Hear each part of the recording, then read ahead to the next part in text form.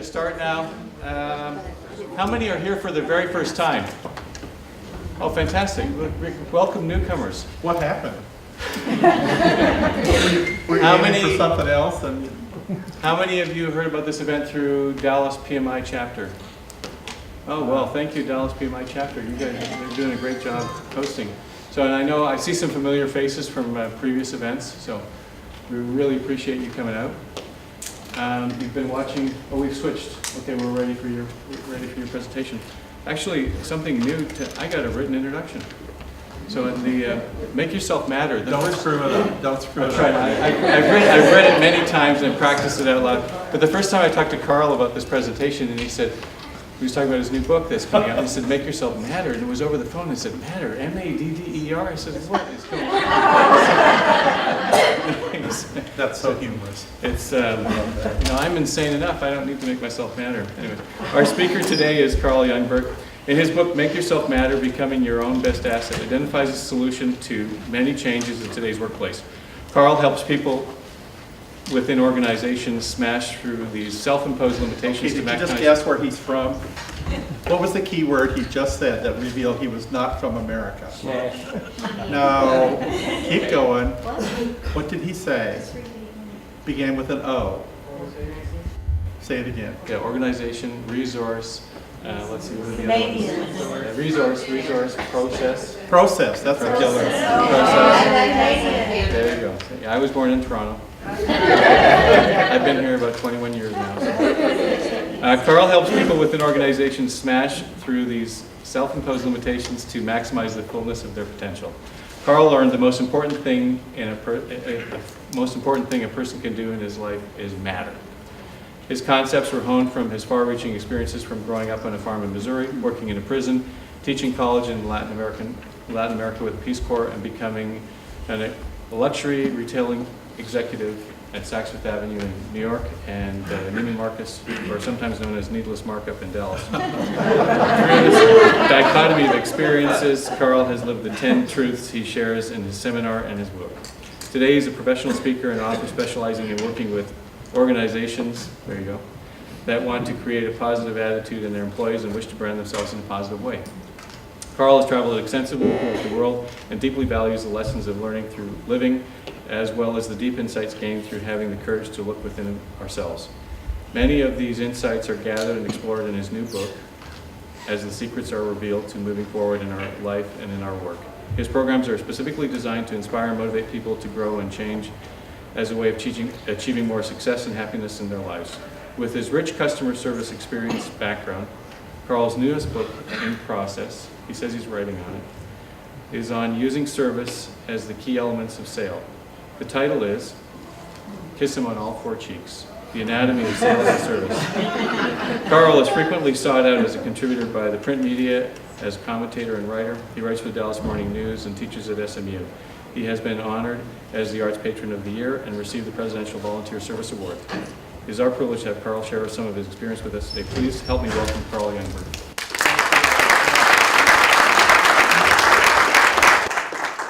Well, I'm delighted to be with you all tonight, and my associates here, James Sakin, down here. Oops, careful. And these were printed, and if you wanted to pass some of those out, I don't know many there are, but that's good. You can take notes on that if there are notes to be taken.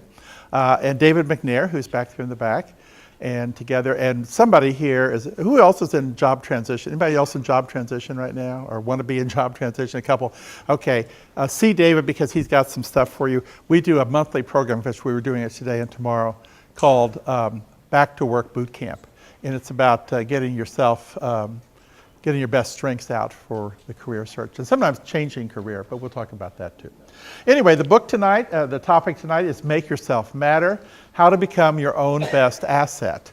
I was telling somebody earlier, I primarily speak, or not primarily, but I speak often with the supply chain management groups.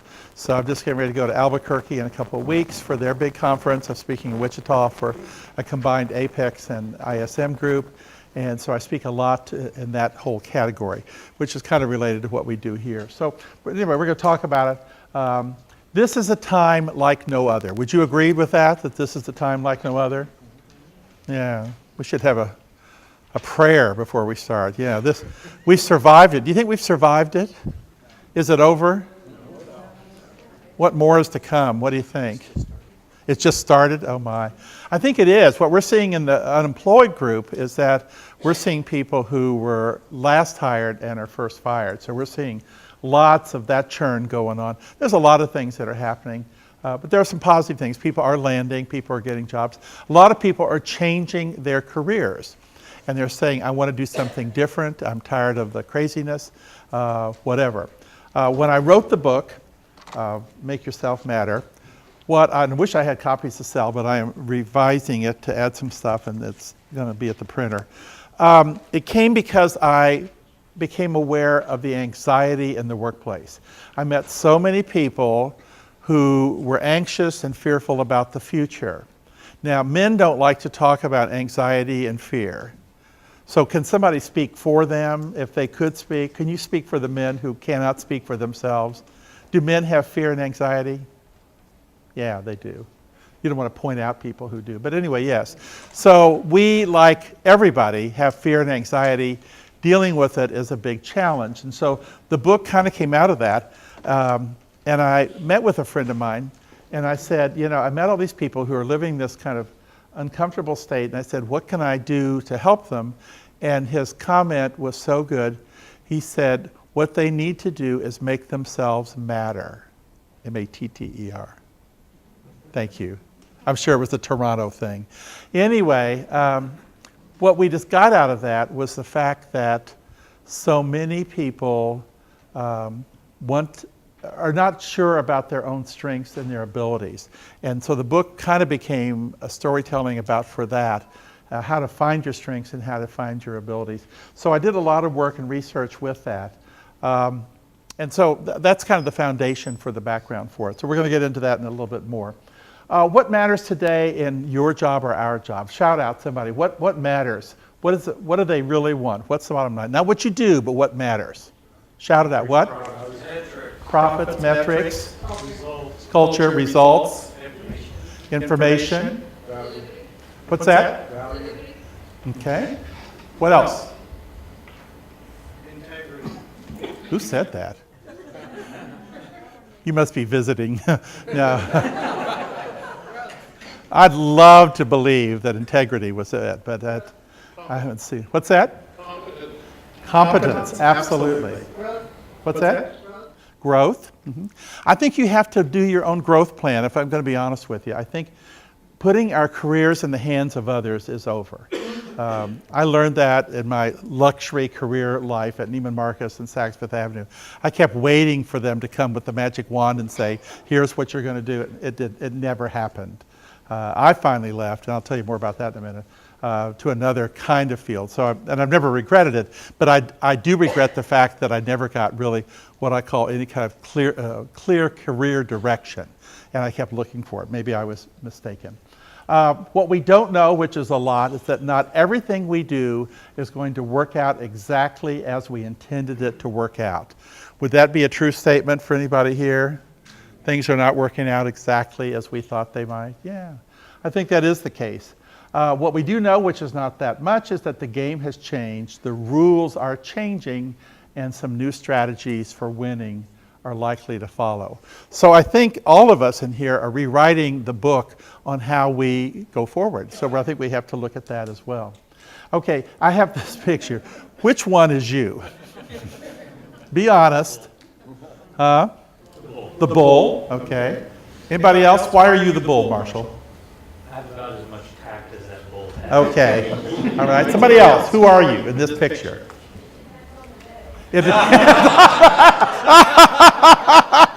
Oh, now we have the day events. Okay, good. Okay.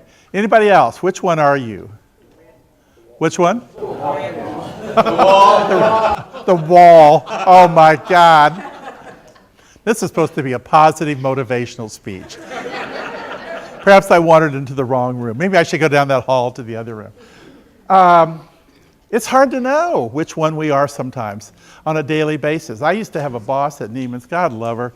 I would walk into her office and I called it direction du jour, okay? Which means that every day there was a new direction. And it would be crazy making. And for me it was. Maybe some of you could handle it, but I liked the sense of a plan and a structure to where I was going. I did not get it. And it kind of drove me crazy. Some of the project management issues that we might look at is a lack of project management skills. There are a lot of people wandering around who are now working in the field who never had much in the way of training. We can fill in the blank there. Some of the projects we work on don't seem linked to the organizational goal. Does that seem true for anybody? You're nodding vigorously, okay. Loss of control due to lack of detail in the project plan. So there's a sense of like, okay, I threw it up in the air, who grabbed it? And conflict among project team members. Has that ever occurred in any of your experiences? Yes, no? Who likes dealing with conflict here? Anybody? Nobody. Okay, so that might be the next session as we do is conflict management. Okay. The workplace today, as I said, I found that it was a lot about living with fear. Now, the acronym for fear is future events appearing real. But unfortunately for a lot of us, the future events did come true. Some of the things that we thought were not going to happen did happen. We find that we are in organizations that either ceased to exist or got dramatically reframed. What is the impact of living with fear on the job? Tell me, shout it out. Tell me, what do you think is that? Huh? Sickness, stress, certainly. What else? Huh? Low morale. Low morale. Mistakes. What's that? Mistakes, yes, absolutely. Mistakes, lots of mistakes. Reactive instead of proactive. Okay, exactly. Low self-esteem. What's that? Low work-life balance. Yes, yes. The balance is just completely gone. Lack of productivity, absolutely. Big issue there too. What else? Anybody else? Lack of motivation. Lack of motivation. Who's supposed to motivate us? That's a question. Well, we are, but I think that's what leadership is about too. I think, I didn't put it on the list, but I was going to tell you, I think lack of leadership is one of the things that I think is the real loss. A lot of the people up the chain are just, so frightened or act so scared that they don't seem to know what they're doing. So, dealing with fear. Here's what happens, here's where fear comes from. Change creates fear, and fear makes us stupid. Is that a nice statement to say to a group of people I just met? What do we fear? What happens when we live in a state of fear is that it locks down the back of our brain. And what that does to us, it gives us only two choices that, bless you, is that the people, our ancestors, who lived in the cave, and there were saber-toothed tigers and marauding people from other tribes coming, and they only had what they thought were two choices. What were those choices? Fight or flight. You passed, here we are at UTD, you passed the MBA course, okay? So what we look at is, why do we live in such fear? And what is the impact of that fear? Well, when we just have those two responses, what happens to us is that we lose all of the choices that are up there. Hope, love of truth, esteem, courage, all those things that are the higher level thinking, all that gets ripped out of us because we're just locked down here in a reactive state. So one of the purposes of the book, and Make Yourself Matter, was to remind us of exactly what it's about. Now, if Mona Lisa had to deal with all the change that goes on in your job in Dallas, what do you think Mona might do? There's another Mona here, I won't single her out, I will, but anyway. What do you think changes Mona might have to make to be successful today? What has she got to do? Come on. What's that? Get on LinkedIn. Get on LinkedIn. I was thinking more appearance. She has to have a picture. Okay, what should she do? Mona looks a little not happy, huh? She looks a little drab. She looks a little drab. What else? What else does Mona need? Yeah.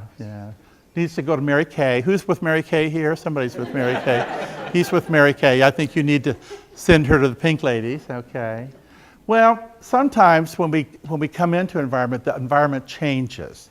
So Mona did. She left, sunny Italy and came to Dallas. And when she came here, she had to make some changes herself. So Mona had to rethink how she approached things. So when we say make ourselves matter, this is an example.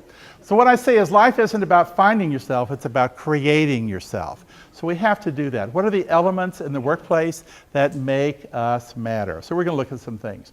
I love this. What's the matter with you? Don't you realize I have good people skills? Isn't that a great picture, cartoon? I love that. Anybody leave a scene at work today that was kind of like that? Anybody raise your, you can, many, we had meant to be at tables, but too many of you all came, so we ended up in a big room, but we were going to have a lot of work at the tables. But anyway, I love that. And certainly I have dealt with that before too. Strategy. Okay, one of the things that I learned in writing the book, and one of the things I learned in doing all this consulting and executive coaching that I do, is that I never had a strategy. Does anybody in here have a personal strategy? You do, good. The redhead does. Okay, what's your strategy? Thank you, Mother. I'm so glad you came tonight. This is wonderful to help me. She just did it. She just said, I have to make myself matter.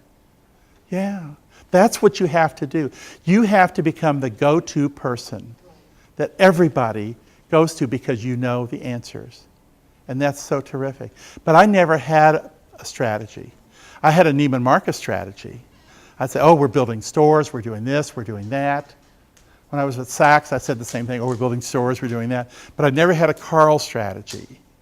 And I'll tell you, there's some downsides to your own strategy. You may know these as well.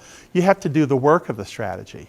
If it means going back to school, getting credits, sometimes leaving a bad job, sometimes looking for jobs. I mean, it means a lot of things. It's like a bad relationship. Sometimes we have to leave them. So the strategy work is something, and it's best done with somebody. As a coach, I do a lot of personal strategy work. Get a mentor, get somebody to help you with it if you can. Now I'm going to give you 6 different things that I call successful people strategies. And I'm going to ask you to turn to somebody where you're sitting and you two share which one you think is most important and why.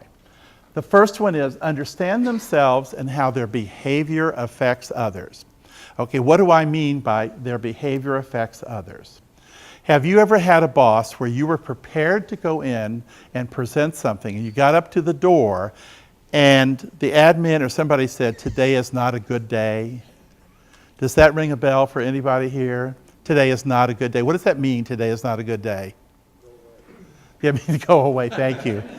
It means that the boss is not in a good mood or something's gone wrong or they're not prepared to give you the time that they need. The boss would probably be very surprised to hear that we read his or her behavior, but we do. And people read ours as well. We're a billboard, and we're not in the forest. We're out on the street, and people know it. Number 2, understand their reactions to others. Do you have people in your life that just make your hair kind of jump up in the back that you meet and you go like, whoa, danger, danger? Okay, that's what that means, is that to understand. But it can also be positive. You can also meet people who you want to be drawn to and who you like them. That's called leadership.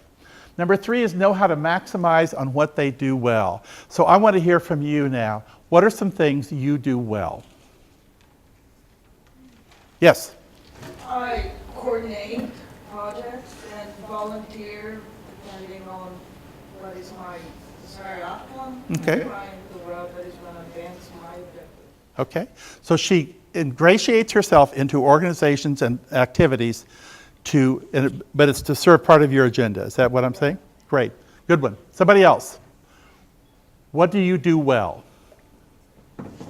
Yes, sir. Ma'am, I'm sorry. No, I got confused. Sorry.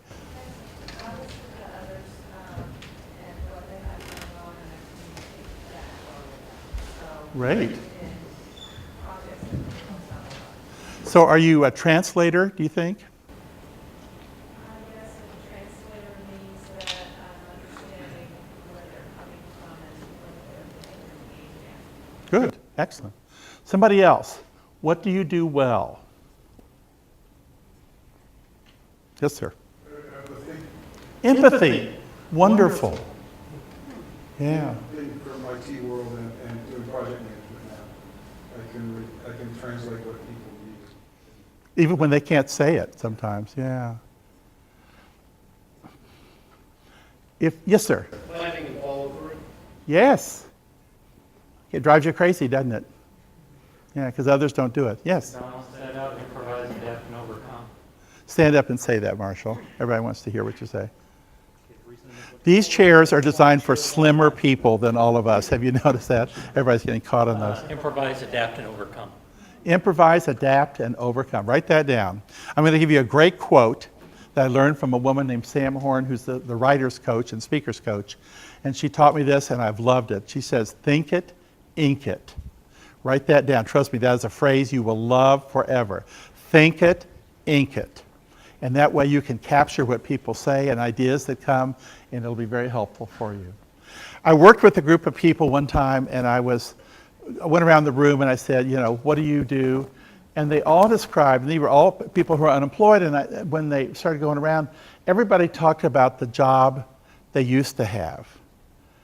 And I finally stopped them and I said, all of you were fired from those jobs. What is it you do well? And what I heard then was a whole different story about what they really love to do. All of us need to know, everybody for your review, your next review, you need to have in your back pocket exactly the knowledge of what you do well and what the value of what you do well is to that organization. If they didn't have you, the hole that would be left. Does that make sense what I'm saying? You fill the hole in that organization. You've got to do it. Some of our nature is not to do that. You have got to do it. Coach Carl is saying do it because that's what it takes to do it. And when you're articulate with where you want to go and what you're doing and why you're there, then they'll have to listen to you. Or if not, then you need to move on. Next one, have a positive attitude about themselves. Who in this room has a positive attitude? 1, 2, 3, 4. Oh, a lot of you. You've been very quiet for all that positive attitude. Is there medication involved or anything that I need to know? Is there? Okay. You ate the jalapeno. You don't need to say anything. Okay. Good. Okay, positive attitude. If there's one thing that's measured and revered in the workplace, it's positive attitude. People like being around. It's part of likability, frankly. We like to be around people that we like. And we hire people that we like. Even if they don't always know everything about the job, we will still hire them over somebody who maybe is a little more expert in the field because we think they will be a better mix in the group. So that goes on. So likability is a lot of what we work on. Now, do you know how to adapt your behavior? Anybody know how to adapt your behavior? That's a really skilled thing to have to work on. But what it means is that when we are in a situation and we need to change, we're able to do it. David and I were meeting at another university south of here, and we were meeting with 2 clients. And I do a lot with personality and behavioral style, okay? And we were having breakfast at Corner Bakery, which I don't recommend because it's the noisiest place on earth. How can oatmeal be that noisy? I don't know, but it was. And so there was 4 of us. 3 of us all shared the same behavioral style, which was kind of outgoing, energetic, dominant. The client did not. A very successful businesswoman in this city. I finally realized what was going on, that we were drowning out the client. And I just kind of whispered to David, I said, we need to change, we need to go into another behavior. We quieted it way down. Now, my colleague from SMU kept going on for a while, but I could see that the client, then she began to come out and begin to tell us what she needed and wanted, and we were able to help her. So we've got to learn to adapt our behavior. Now, our last one is a hard one. Oh, that's not the answer. Okay. Why did the music go on? Who can embrace change in here? You can? Yeah, you really are. Tell them stand up for a minute, would you? Tell them who you are and what you're just going to be doing. It's exciting. We all need to hear that. Yes, it's you. Big voice, playground voice now. My name's Angela Fleming, and I am actually changing careers from software project management to become a physical therapy assistant. Wow. I found out yesterday that I was selected in the class of 26 people to do that. So I'm very excited. Isn't that terrific? Cool. A lot of people leave this field and go into therapy, not physical therapy. So can embrace change. So change is, everybody has a different feeling about it. You know, some of us we love new cars, new clothes, blah, blah, blah. But when it comes changing my desk to another corner or, you know, a new form or whatever, I go crazy. What I want you to do is turn to the people that are beside you, and I want you to discuss, of these 6 things, which one do you think is most important to you and your organization, and be able to say why. And one of you has to stand up. You've got 3 minutes, okay? Get talking.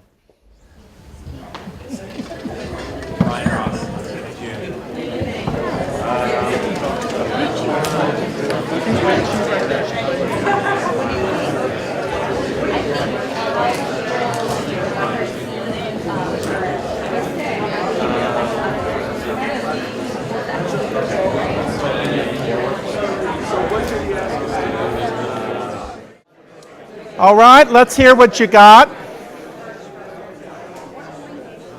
Renee said you all didn't talk to each other, but look at you. It's great. Who's got one to share? Which one did you pick and why? Stand up and tell us who you are and which one you picked and why. Hi, my name is Mark Measures. I'm with Baylor. And the one I chose to talk to Dean about is Can Embrace Change. And the reason I picked that one is that Baylor is going to be going through the most massive change it has ever seen in its entire history. We are merging with an equally sized hospital chain called Scott & White. So the 2 companies are coming together to form a 35,000 person organization, $8 or $10 billion of revenue, and everything is on the table. Including the patients. No, nobody mentioned the patients. I do not want to be the first patient in the combined hospital. I'm just telling you that, okay? Good, somebody else. Want to hear what you got? Yes, sir. Stand up, tell us who you are and what you picked and why. Hi, Rivera. We picked know how to adapt their behavior, our behavior. And we work with system admins. Alan and I both work the same place. And we work, and the admins have different clients that their HP sources stuff out. So the admins are HP employees, but they work for different clients, and each one's different. Very good. I work a lot with admins for a lot of reasons. Microsoft sends me out to speak to groups of that. Terrific. Okay, good. Next, who else wants it? Yes, sir. Stand up, tell us who you are and what you came up with. Mark Thompson. I picked the first one, and I picked the first half of the first one. Because I decided, until you really understand and know yourself, you can't do anything else on that list. Okay. Good one. Who else? One more. Come on, who else has got? Yes, ma'am. Stand up. Tell us who you are. I'm Sheila Jackson, and James and I were just conferring, and James was saying he's the visionary, vision caster, and he focuses on execution, and I'm a project manager for a live events company, and so I'm about bringing people together, and I love to see people working at their peak efficiency and working in the zone that offers their peak performance, because I see a lot of people that aren't working in that zone, and when we get there, it's exciting. So. Wow, that makes it fun, doesn't it? I want to go work there. That's what we're looking for, is that kind of thing. And what happens when you work in that zone is that at the end of the day, you're not exhausted. You may be tired, but you're not exhausted, and there's a difference. And a lot of you know what that difference is. Good job, good job. Okay, let's keep going. Two project managers at work. Okay, I had to search the files to find a video that I thought captured the true essence of what you do. I have it, it's 2 project managers working with a client. It's a very thoughtful, serious story, I'm sorry, but I think it'll be helpful for us all. And I want you to tell me what you think and how far from reality what they have portrayed. So let's see how it works. Oh, there you are. We were just talking about you. You must be Peter Gibbons. Terrific. I'm Bob Slidell. This is my associate, Bob Porter. Hi, Bob. Bob, go ahead and grab a seat and join us for a minute. See, what we're actually trying to do here is we're trying to get a feel for how people spend their day at work. So, if you would, would you walk us through a typical day for you? Yeah, Great. well, I generally come in at least 15 minutes late. I use the side door, that way Youngberg can't see me. And after that, I just sort of space out for about an hour. Till I- Space out? yeah, I just stare at my desk, but it looks like I'm working.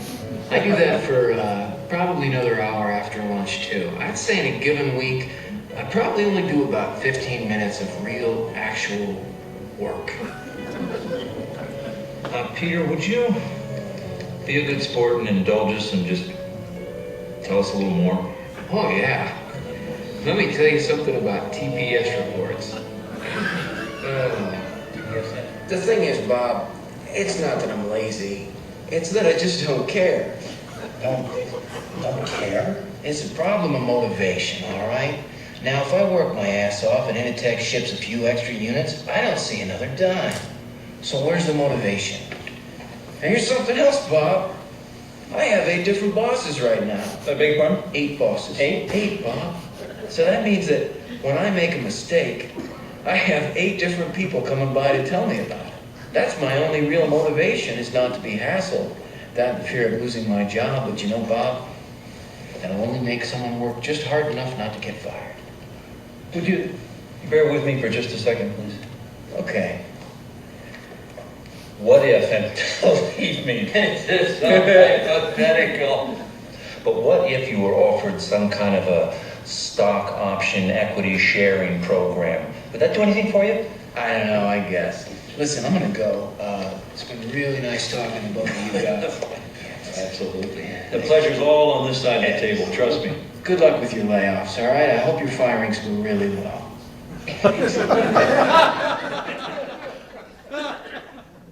If you're not aware of that film clip, it's from the movie Office Space, and that clip is called The Bobs. Does that look at all familiar at any place in your life at all, from any side of the table?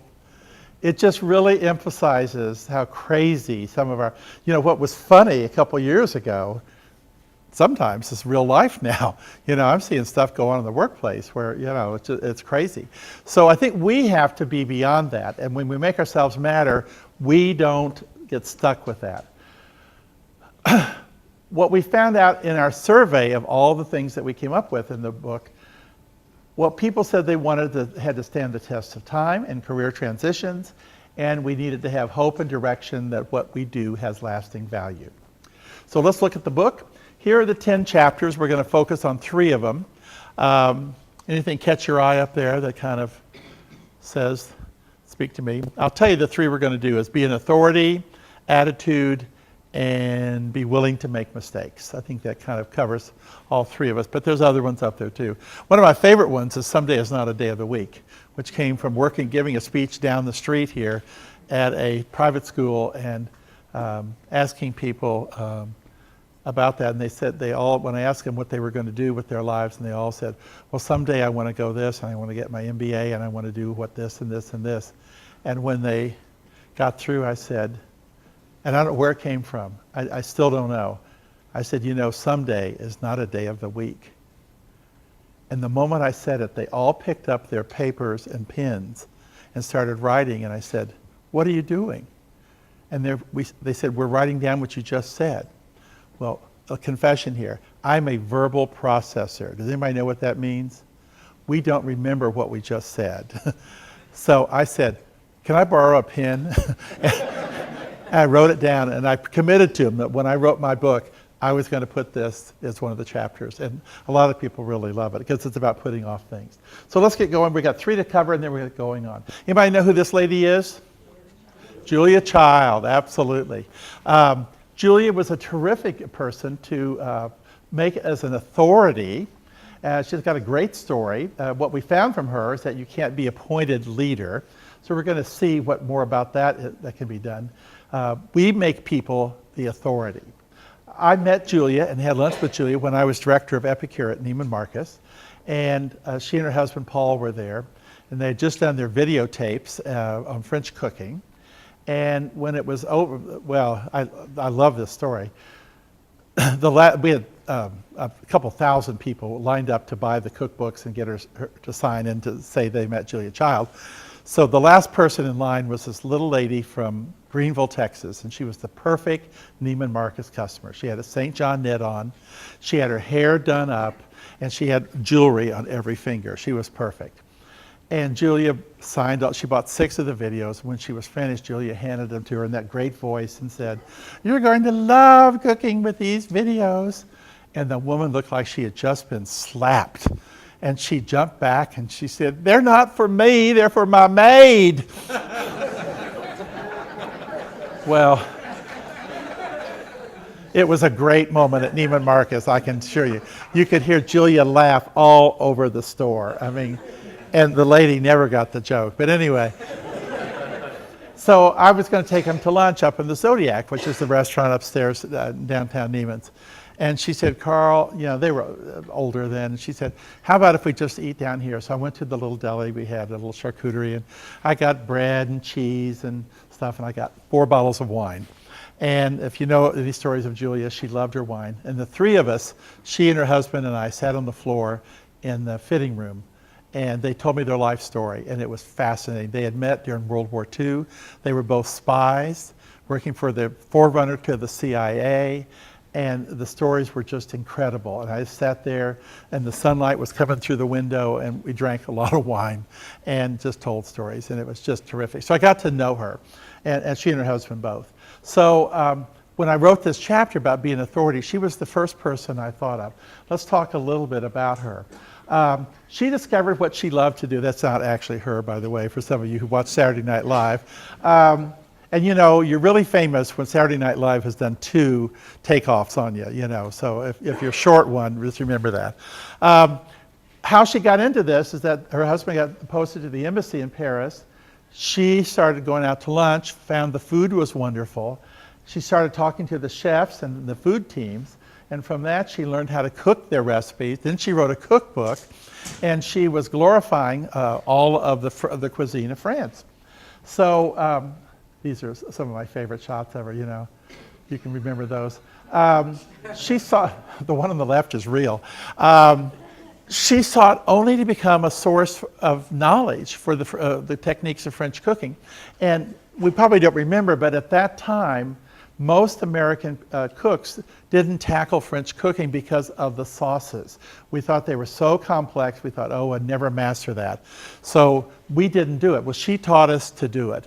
And that's her husband, Paul, and a picture from them, some party early years ago. But we proclaimed her the expert on French cuisine.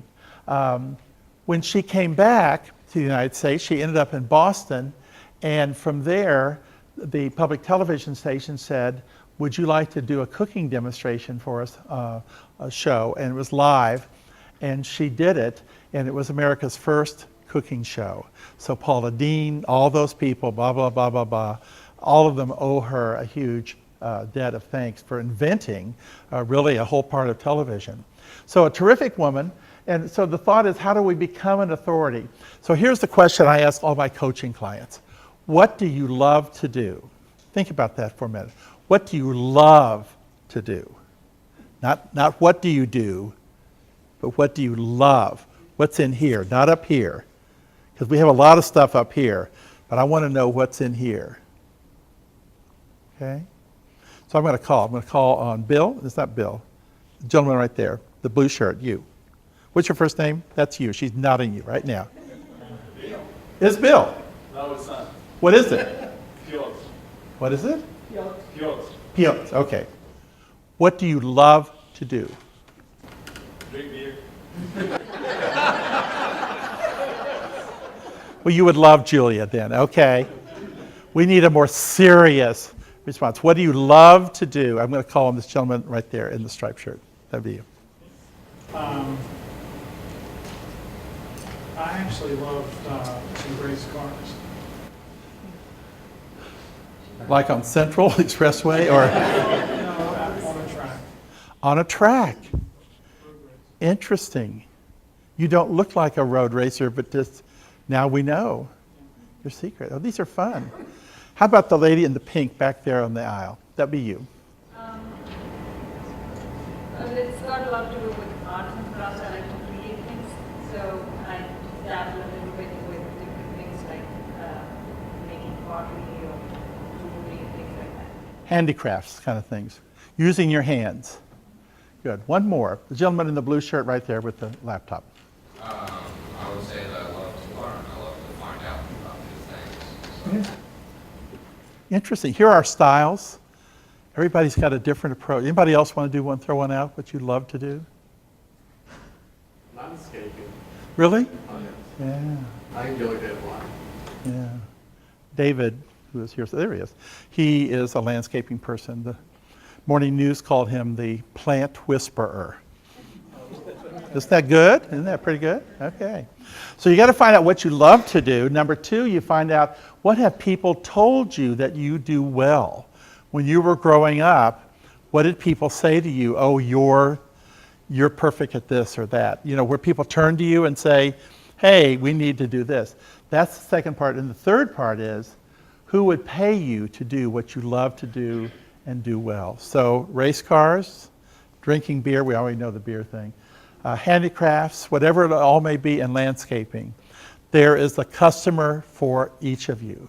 I don't know the beer one as much, but you can be a tester. But for the rest of us, for the rest of things, there's probably a way to do it. And it may be starting, that may be an adult male fantasy or a woman fantasy as well, is racing car. Maybe you want to start a place where people can come and race cars. It might be a better solution for some of that pent-up stress that we get. So, lessons from Julia.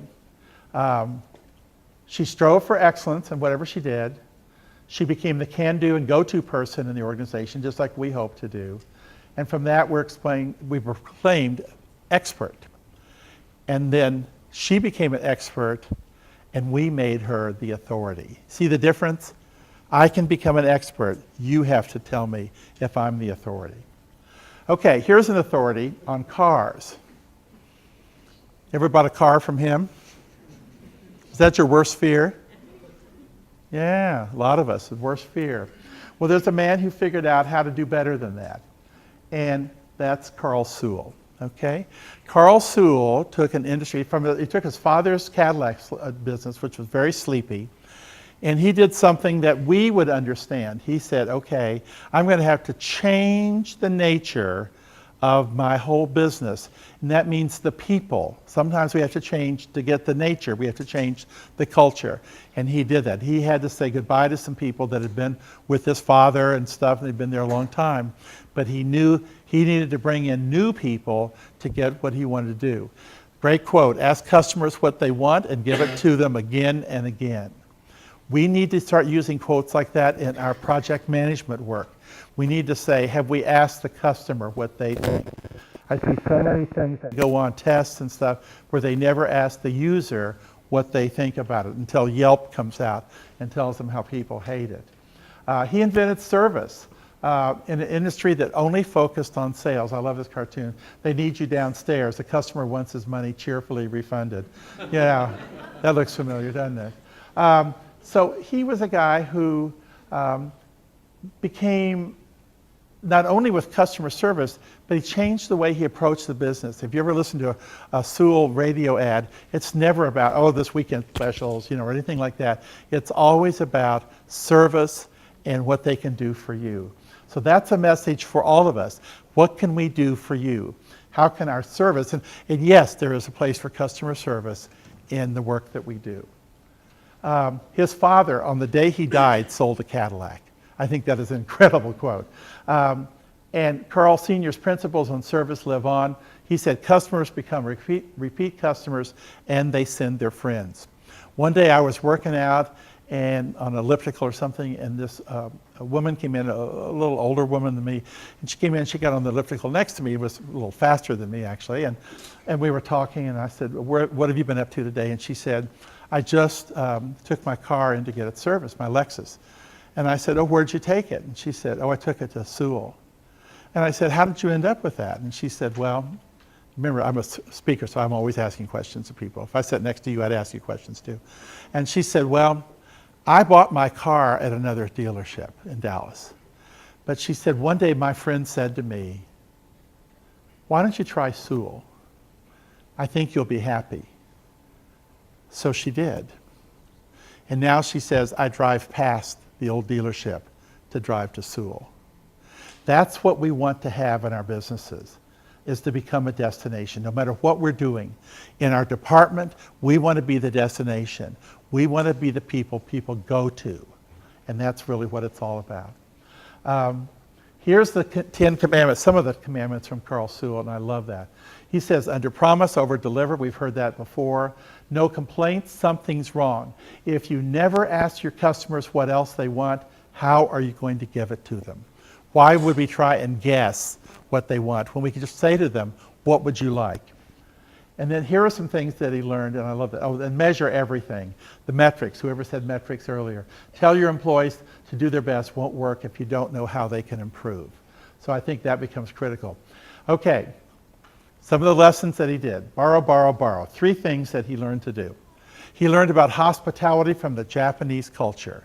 He learned how they approached service in that culture, and he brought that back. Number 2 is that he said, he learned cleanliness from Disney. Now, I never would have thought of that, but that's what he did. You never go to a dirty Disney operation, ever. And number 3, and I love this one particularly, he learned politeness from his mother. And I think it's a great quote, very humble quote. So we look at these and we say, okay, how do we do all these things? The steps to become an authority are willingness to learn and serve, attitude, ability to learn from others, watching around us, and to have clear instructions and training in what we do. Okay. And good supervision too.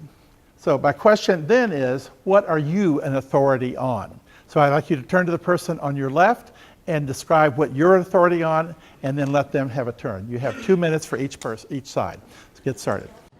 You're going to have to figure it out. Your project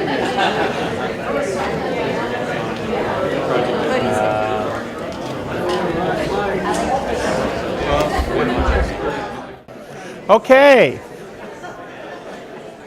Let's find out what our authorities are on.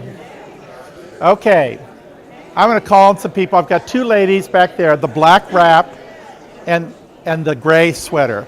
I want you 2 to tell us as soon as I quit talking. Ladies. Oh, ladies. We're talking to you 2. You 2. That's not candid camera. I just wanted to ask you. What do you 2 decide that your authorities on? I want to hear. Shout it out. Uh-huh. Well, I'm the senior project manager, so in addition to providing, the regular project management activities, I also provide technical expertise. Very good. So you add another value to what you do. Okay, in front of you, what do you do? You. See, I'm a program manager as well, and I'm good at organizing activities, getting people organized and on task. Ah, okay. Do they resent you? I hope not. They don't, I because don't not think doing so, her 'cause job. like several said before, I try to listen as much as I speak, so I look for their strengths and try to play to their strengths. Good. Ron just said, tell them what you said. I said, if they don't get mad at you, you're not doing your job. Did you hear that? If they don't get mad at you, you're not doing your job. I love that. Okay. How about you? Mm-hmm. I build networks. Ah. I like to think that they work. Very good. You liked that. Okay, good. And in front of you, this lady right there with the black wrap.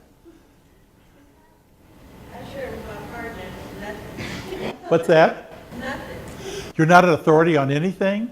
Well, I used to be. I used to own an application, and so I knew that application, that software product, and I own authority. Uh-huh.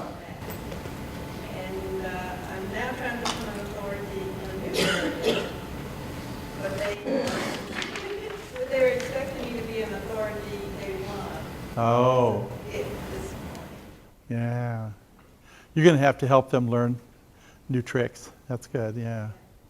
Yeah, they love the day 1 stuff, don't they? How about you 2 guys right here on the front row? Blue shirt, yeah, you 2. Yes, as far as being authority, I feel like I do, I'm project manager as well. I feel like with people around me and that I always work with, I kind of make everybody be better at what they do, and more confident in what they do. I guess most of my mentorship kind of. Yeah, very nurturing, sounds like. Yeah, we need that. How about you?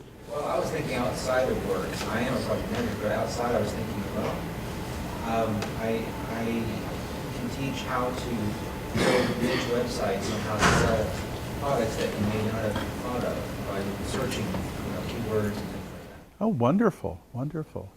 Okay, I want to get you two with a pencil. You two.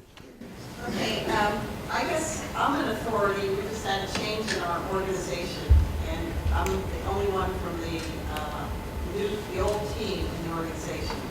And everybody's coming to me as the authority after the manager says do this. And everybody's coming to me, so I worry that I'm creating a bottleneck because I'm taking care of all these people and trying to tell them how the organization works. Darling, do you know what you're doing? You're creating job security. Let me give that a new line to phrase that. Okay, good job. How about you, sir? Well, actually, we know each other and that we're married, so we use your.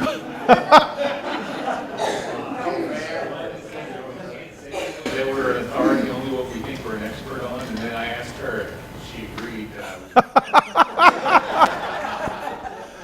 You know, I have my master's in marriage and family counseling. I quit it the day that somebody was going on, and I said, just get over it. He was a little surprised. Yeah. I think we both were. I left it immediately to go do something else. Okay, so good authority. So, okay, we're getting used to that. Okay, attitude is everything. When life hands you lemonade, don't just make lemonade, open a lemonade stand, Oprah. So what we're seeing there is some ways to approach that. Attitudes, what are you thinking?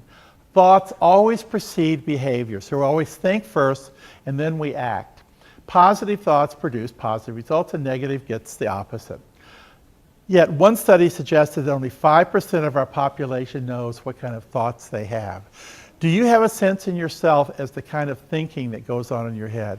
And are you able to adjust it from a negative response to a positive one? If you can, you will make a very big difference in your career and the perception of others around you. It's 9 a.m., do you know what your attitudes are? Look at this group of people right here. What kind of words would you use to describe them? Do you ever see people like that? Does it look like some of your colleagues at work?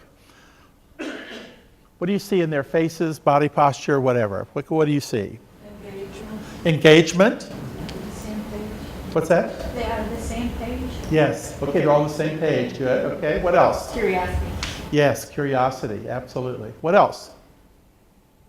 They're doing something very interesting with their bodies, and it's a great little tip that we can take too. You see what they're doing? They're leaning in.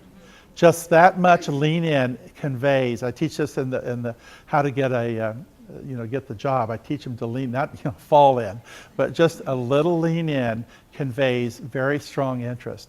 Another thing that we teach them is that when you meet somebody new, let's say the new CEO, or something comes into your organization that's brand new, that's powerful, one of the things you can do is look them in the eye long enough to see what color their eyes are.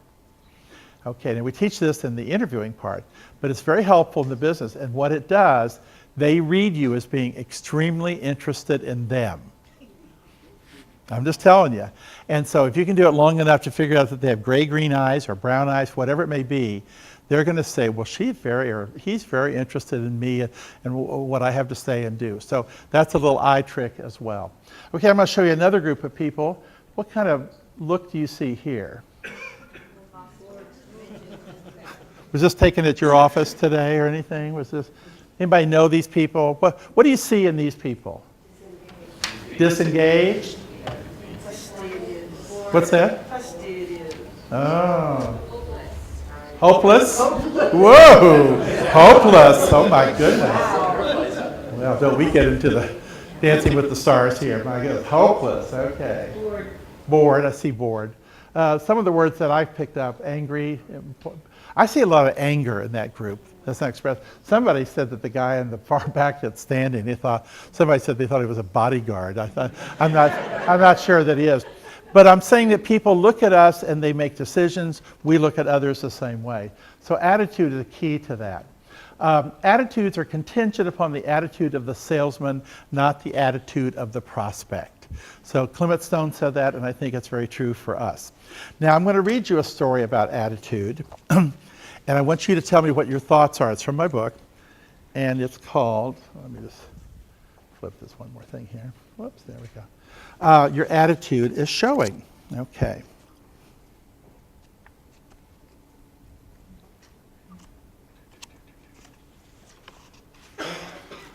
Well, I'll find it here in just a moment. Okay. A woman was at her hairdresser's getting her hair styled for a trip to Rome with her husband. She mentioned the trip to the hairdresser, who responded, "Rome? Why would anyone want to go there? It's crowded and dirty. You're crazy to go to Rome." "So how are you getting there?" She said, "We're taking Continental. We got a great rate." "Continental," she said.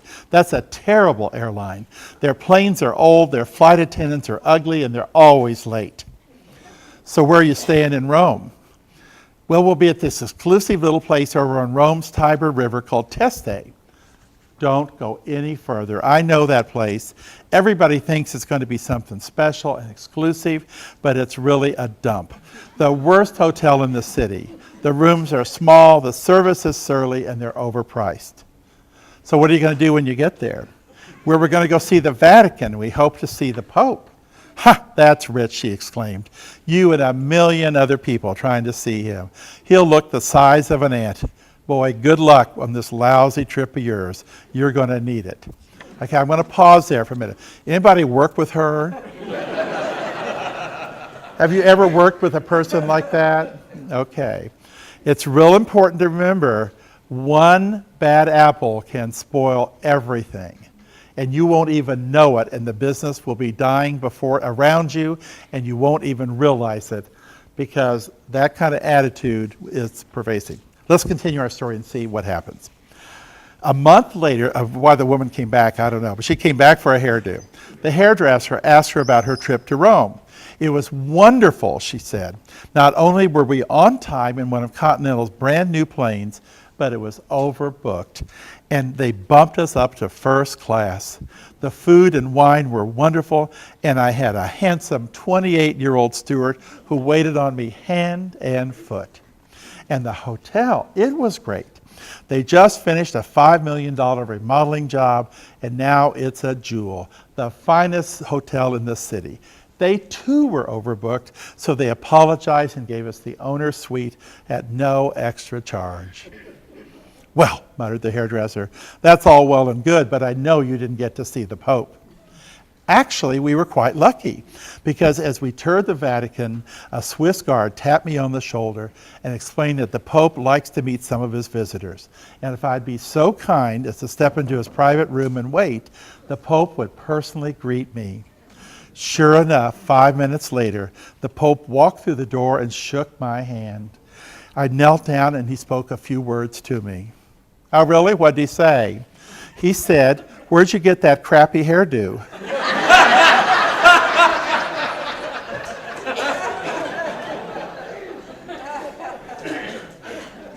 You like to think that there is a happy ending for people like her, so I don't know if there always is or not. But your attitude does show, and it's something that we see all the time. We get to choose. That's the thing about attitudes, is we get to choose. And that's an important part of what it is. Okay, the last one is be willing to make mistakes. Anybody ever made a mistake in here? 1, 2, 2.5, okay. This is one of my big ones right here. When I was director of Epicure at Neiman Marcus, we invented a gourmet trash bag. Now this has a very more supply chain story, but you all can appreciate it too. So we decided to invent this trash bag. And so we went out, got it made, shot the picture down at Swiss Avenue in front of one of the mansions, hired an actor to come in or a model to come in the morning clothes and stuff. Neiman Marcus on it. We wrote the copy for the advertising. It was like, "For the better class of trash." That was one thing we said. "Makes your house look better." Just all those kinds of hokey things you could think about a trash bag. Well, it was a huge success. Everybody loved the trash bag until the San Diego Sanitation Department refused to pick it up.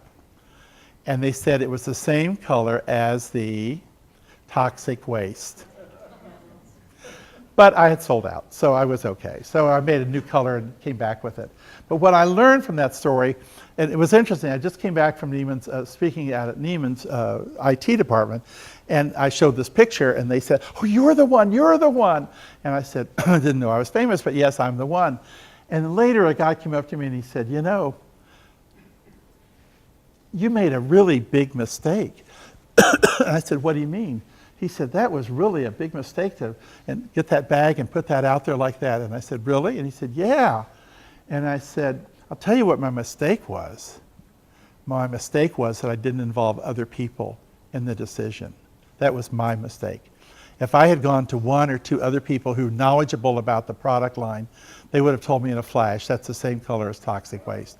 Go to another one, a red and green, a plaid, whatever it may be. And I could have done it. Just in even a solid color, but just a different color. So that was my mistake. But we have to make mistakes to learn, and that's one of the things that we look at this. I get a lot of business cards from the unemployed people when I speak to them every month. And I love this one. Here's my card. My email address is outdated. The phone number doesn't work anymore. I never check the Twitter account, and I'm about to have my name legally changed. Okay. I hope no one in this room is like that.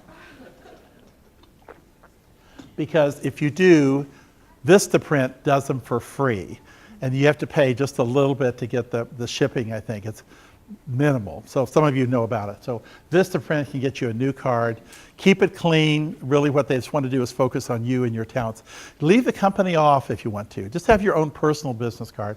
So when you meet people that you might like to work with for the rest of your life or for some time, give them that card. One of the challenges that we have in our industry is that we tend to have to make decisions very, very quickly. One of you mentioned that earlier when we were talking about the problems in front of us. There is not enough time and not enough staff to talk out every situation, every decision we have to make. So we are messing up more than we ever did.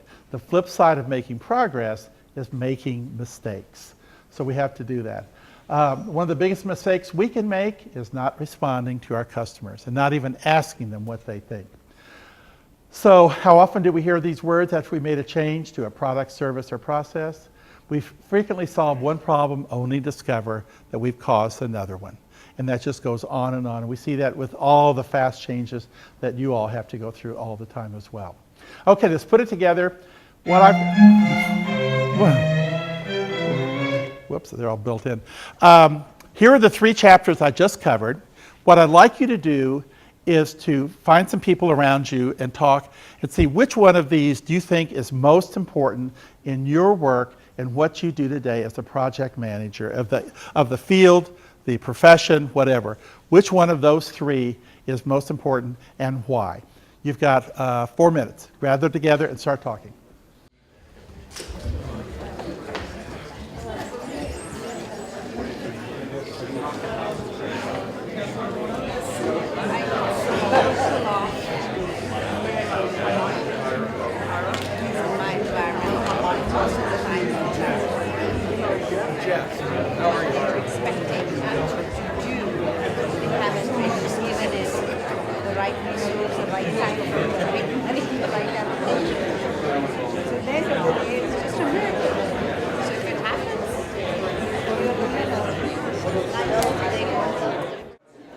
Okay.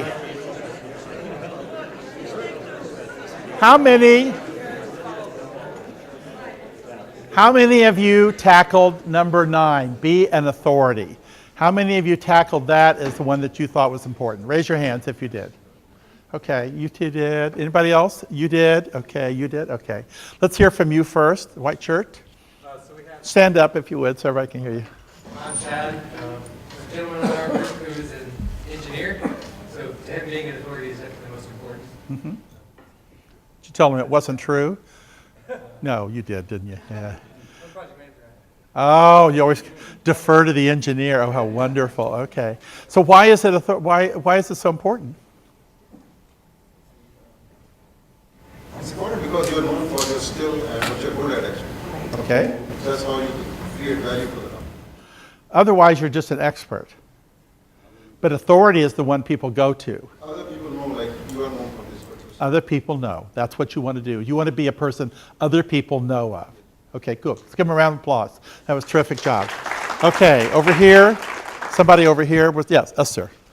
The particular company that I work for right now has never had a PMO, and they hired- Okay, now stop for a minute. He just gave us a couple of clues. Did you hear that? The company I work for right now. Okay. We call that in our business, in the police business, a clue. Okay, go ahead. So they've never had a PMO before, and so they're now engaging or going down the road of having a PMO to solve all the ills that they've had before. Well, they're not looking for someone to be willing to make mistakes at this point in time. They want someone to come in and lead and show them a new way of how to do business. So they've already made the mistakes. Now they want somebody who doesn't make mistakes? Pretty much. Yeah. That I would think they might want to get a priest or a rabbi or somebody else. Might be a better choice for that. Okay, good job. And somebody else had their hands up over here. Yes, ma'am. Stand up if you would. So we selected being an authority because if you don't know what you're talking about, it's going to be harder to get people to follow you and get things done. So that was the most important part. Okay, so they have to follow you. Remember this rule. A leader without followers is just somebody taking a walk.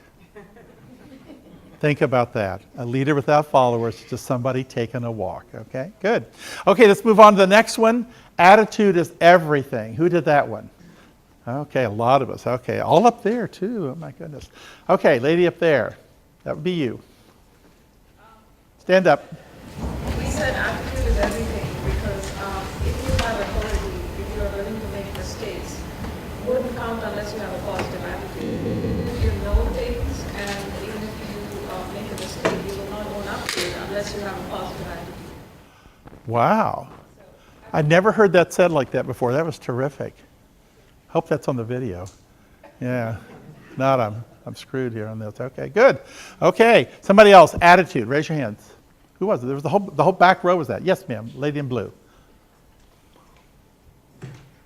That was the one I picked, actually. The three of us each picked a different one, so we had the whole gamut. But for me, the attitude is everything I picked because my company right now, we have a bit of a morale issue, and if you can kind of rise above that, you can really stand out. And how do you rise above that? I kind of go with the half-full type of thing. There's, okay, we've got problems, but you know what? I have the, they give me the power to change things. They give me the flexibility to do what I think is right. So.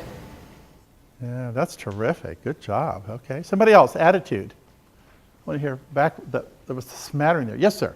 I'm Sebastian, works for Raytheon. Now, did they break your arm, or is that why is your arm in that sling there? Some tendonitis. Uh-oh. Okay. The attitude, I work with a lot of authorities, and they don't make mistakes. Oh, perfect. The attitude is really, it really comes down to, I don't care how gotten it is, it's how we're going to get out. And we work with a lot of people that are very knowledgeable, the engineering staff that I support. I'm an engineer, I work as a project manager. And the attitude for me, I can teach somebody how to be an authority, I can teach somebody how to avoid mistakes, but the attitude is a very difficult thing to communicate to somebody. Very good. Let's give them a round of applause. That was terrific, too. Okay, somebody else. Attitude. Somebody else. Who had attitude? Who else? Somebody else had it. Yes?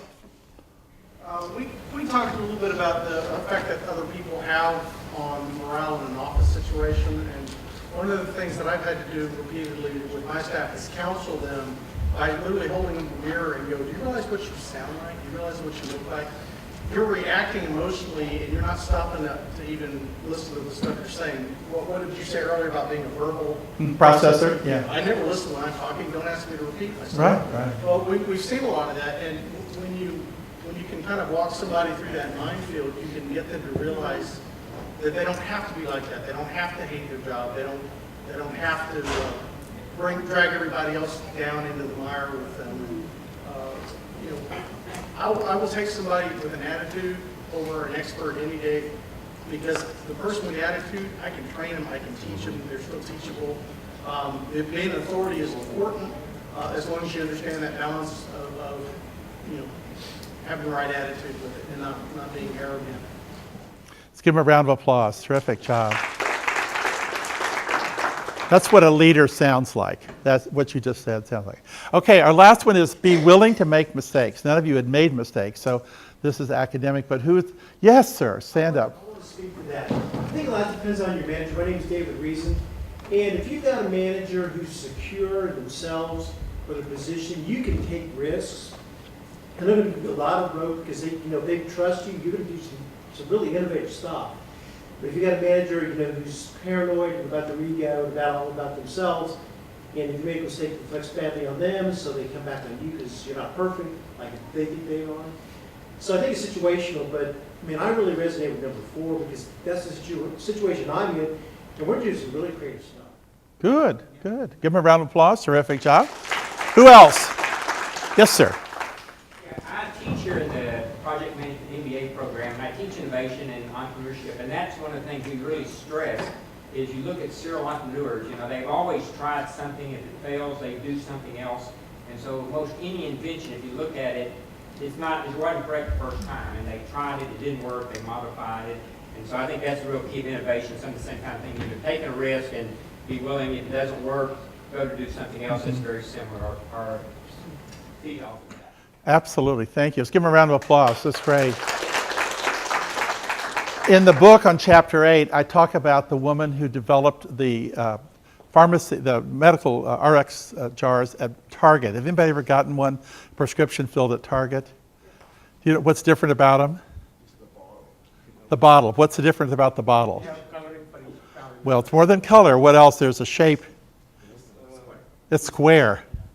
It's square. And the reason that it's square is that the woman who invented those or designed those, her grandmother took the wrong pills because she couldn't read. You know how most pill bottles go around? She didn't see the right thing, so she ended up taking the wrong, she took her husband's pills is what it was, and got into medical problems.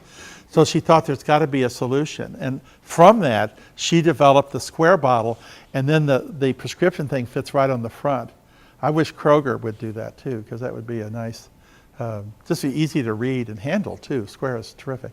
It's little things, it's these little things, that innovation. But each of us have these, every one of these qualities is within all of us. Every one of us can go out of here and do this. I just gave this speech last week to Gensler. Do you know that company is the architectural firm? Big, worldwide. Oh my goodness, they do such big things. They're doing that building in Shanghai that I think it's the world's tallest, or someplace over there, anyway, huge. But they really talked about this mistakes thing. Ray Hunt that owns Hunt Properties, and everybody knows the Hunts, but anyway, he told his people he wanted them to make mistakes. He said he buys businesses, and he said, I want you to make mistakes because we'll never learn what we can't do or don't do well until we make some mistakes. And if that's his attitude, I hope it is, sometimes there's search for the guilty, but whatever. So anyway, all right, well, you've done a great job. We're ready to wrap up. Steve Jobs has given us a lot of, I never knew all this stuff from him before he died, so I wish I had. But he said, your time is limited, so don't waste it trying to live somebody else's life. And I love that. I think that's a terrific thing for us to remember. I'll close with this story. An American businessman was standing at the pier of a small coastal village in Mexico, and a guy brought up a small boat with several large yellowfin tuna in it. The American complimented the Mexican on the quality of his fish. How long did it take you to catch him, he asked. Oh, only a little while, he said. Why don't you stay out longer and catch more fish? Which sounds like, productivity to me. The American then asked. So he said, well, I sleep late, fish a little, play with my children, spend time with my wife, stroll into the village each evening where I sip wine and play guitar with my friends. I have a full and busy life. Sounds pretty good. The American scoffed. He said, I have a UTD MBA, and I could help you. You should spend more time fishing. With the proceeds, you can buy a bigger boat, and then from the bigger boat proceeds, you could buy several boats, and eventually you could have a fleet of fishing boats. Instead of selling your catch to a middleman, you would sell them directly to the consumers, eventually opening your own can factory. You would control the product processing and distribution. You would need to leave this small coastal fishing village, however, and move to Mexico City, then to LA, and eventually New York City, where you will run your expanding enterprise. The Mexican fisherman asked, but how long will this all take? And to which the American said, 15 to 20 years. The Mexican fisherman said, what then? He said, this is the best part. When the time is right, you will announce an IPO and sell your company stock to the public and become very, very rich. You would make millions. Millions, he said. Then what? Here it gets good, folks. Then you would retire, move to a small coastal fishing village where you could sleep, fish, and play with your kids, spend time with your wife, sip wine, and play guitar with your children. Okay, thank you for letting me come and be with you tonight. I loved it. It was fun. You're wonderful people. Terrific group. I've got some cards up here if anybody wants a card, or David right here. Raise your hand, David. He's got some cards too. If you want to, if what I said makes sense for your organization, let me know that. I'd love to come and talk to somebody there. Oh my God, you got up there. So, yeah, he's got to call the medical staff too. Yeah, just those. Oh yes, we have something else for you. Wait a minute, we have a door prize for them. Oh my God, oh this is terrific. Oh David, I gave them to you. We don't have any numbers. You don't need those. David, I gave them to you. They're in a white thing. He's got them there. Where's James? James? Okay, what I have for each one of you, I hope there's one for each one of you, is a free disc inventory. And disc is the program that we use for organizations. And this inventory costs about $60. And so I got them from Inscape. And so if you give James your business card or something, he will give you one at the end. And take it, see where your style is. Start looking, because there's tons of data in that, and you'll find it very, very helpful. So anyway, that's my gift to you. David, give him one, yeah. Thank you, thank you. Give it to your ex-partner, your ex-wife, or your ex-husband, yeah. Say, does this sound like me? You know, good. We got time for questions. Oh, we have Q&A. Anybody got a question? Questions. How do you make yourself matter? What are your questions? I'm open. Yes, sir. One of your truths, like chapter 1, was never ever see sweat. Why do you say that? Well, because it's about fear. It was about fear. And I realized as I was writing the book that if they saw, here's what happens. If people sense fear in you, they will spot it immediately, and they will make a different decision. So it's very, very important that if you're scared about something, reschedule and come back another time. But do not let people see you in fear. I've experienced it, and I know what that's talking about. Good question. Anybody else? Questions? Anybody else? Pizza's over, it's settled in, it's time to go home. All right. No more questions? Yes, ma'am. You mentioned somebody's name in the beginning, that if you're in the process and come and meet that person, change careers. Oh, David, over there.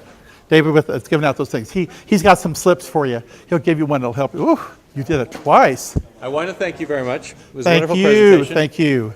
There is a T-shirt that I saw a couple weeks ago. It says, be yourself, everyone else is taken. Ah, wonderful. Oh, I will treasure that. I hope it's an extra large. Thank you, thank you. Thank you, thank you. Y'all have a great night. This was terrific. Very fun. Hope to come back.